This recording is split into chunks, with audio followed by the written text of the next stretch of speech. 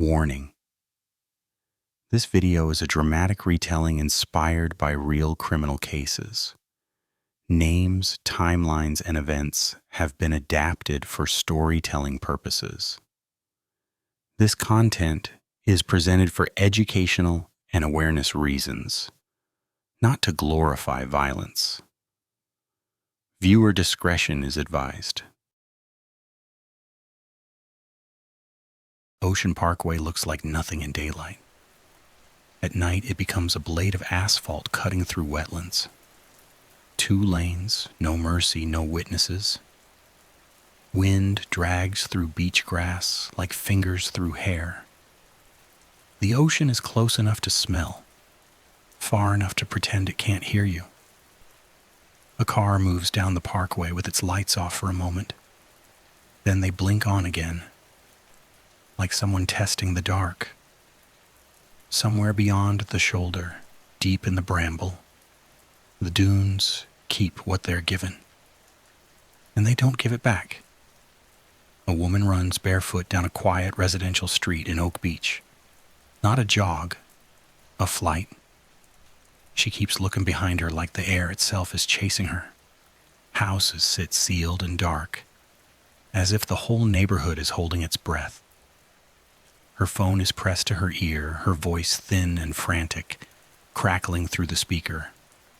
"They're trying to kill me." Her words collide with the wind. A dog barks in the distance. A porch light snaps on, then off. Someone watches from behind blinds and decides it's safer not to get involved. Her breathing becomes ragged, wet, animal. She turns toward the marsh. The tall grass swallows her legs first, then her waist, then her voice. The phone line stays open just long enough for the night to record one last sound, the frantic slap of feet in water, and the sudden silence that follows when someone realizes there's nowhere left to run. Winter makes liars honest. Snow thins the brush. Cold hardens the ground. The marsh looks less like a hiding place and more like a crime scene, waiting to be read. A Suffolk officer walks the shoulder with a cadaver dog. The dog is calm until it isn't, until it stiffens, nose cutting the air like a compass needle. It pulls toward the bramble. The handler fights through thorn and dead vine. Every step sounds too loud. Every breath tastes like rust and sea salt. Then the dog stops, alert. The brambles part just enough to reveal something that doesn't belong. A wrapped shape, half buried, bundled like discarded cargo. No screaming, no struggle. Just a quiet object in the weeds that used to be a person. When the officer radios it in, his voice is steady, professional. But his hand shakes when he lowers the flashlight beam and realizes the dunes didn't hide one secret. They hid many.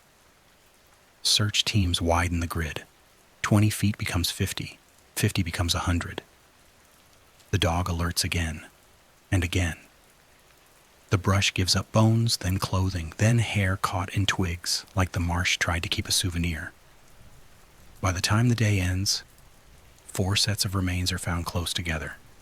A cluster, arranged like someone returned to the same place, trusting the landscape to do what it always does. Keep quiet. Later, the victims are identified as Melissa Barthélemy, Megan Waterman, Amber Lynn Costello, and Maureen Brainerd Barnes. The press calls them the Gilgo 4. At the precinct, the board goes up. Photos, names, last known locations, dates. And beneath it all, one sentence written in marker like a curse. Same dumping ground.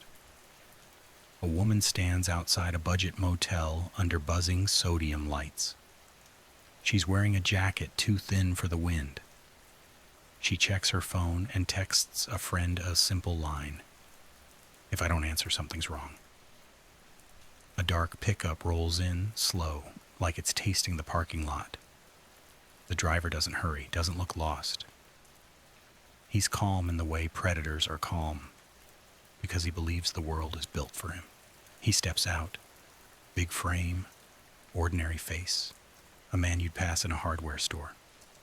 He speaks softly, too softly. She hesitates, then she gets in. The truck pulls away, taillights dissolving into the black. Inside the vehicle, the atmosphere changes. The air is wrong. Stale, controlled. The woman reaches for the door handle and the lock clicks. The sound is small, but it hits like a slap. She turns. "Hey." He doesn't answer. He shifts his weight. One hand moving with rehearsed certainty, like he's done it before and doesn't need to think. The woman tries to scream. He smothers the sound. The struggle is sudden and ugly, feet kicking, elbows swinging, nails scraping at fabric. Her breath becomes a series of broken gasps.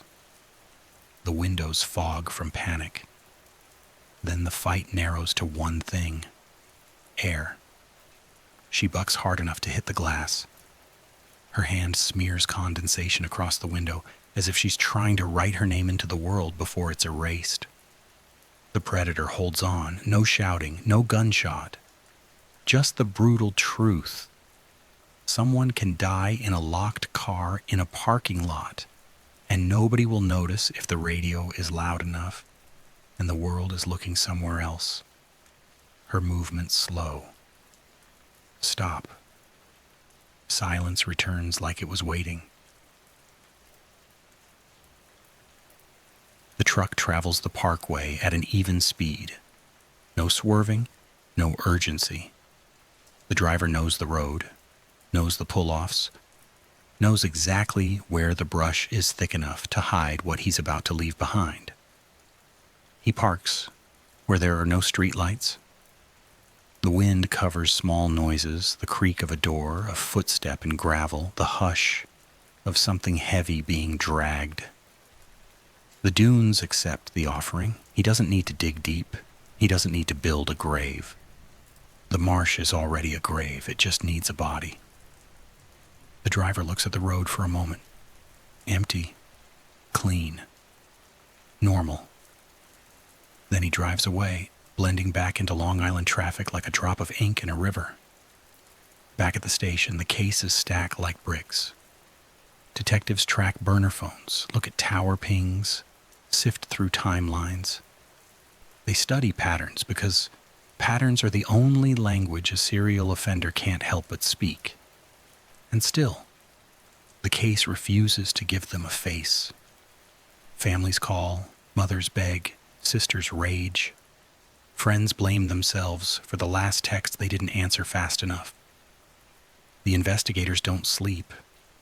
They drink burnt coffee under fluorescent lights that make everyone look sick.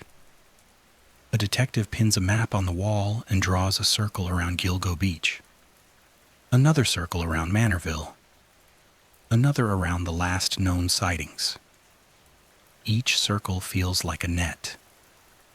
But whatever they're hunting keeps slipping through. Police publicly acknowledged early on that not all remains found in the broader area were necessarily linked to the same killer, muddying what should have been a single trail. A case like this doesn't just test skill, it tests stamina, because the killer isn't only hiding in the marsh, he's hiding in time.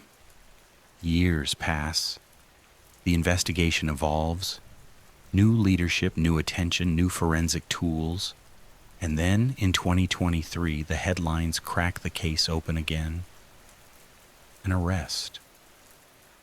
A man named Rex Hoyerman is charged in connection with murders linked to the Gilgo Beach investigation and later faces additional charges.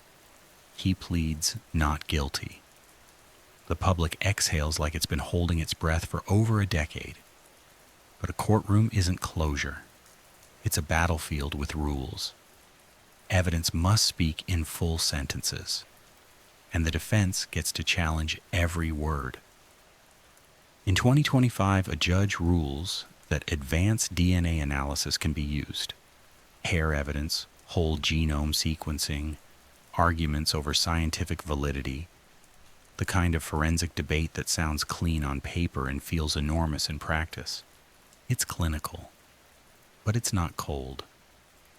Because each strand of hair is a thread, and each thread is tied to a body left in reeds that never stop moving. A detective stands at the shoulder of Ocean Parkway looking into the brush. In daylight, it's just weeds. But he's seen the photos. He's read the reports. He knows what the dog found, what the forensics team bagged, what the families were told in quiet rooms where grief has no ceiling. He imagines it. A vehicle slowing, a door opening, a shape being moved through the grass. No witnesses. Just the ocean and the wind and the indifferent sky. The detective steps forward and the brush catches his pant leg like a hand trying to hold him back.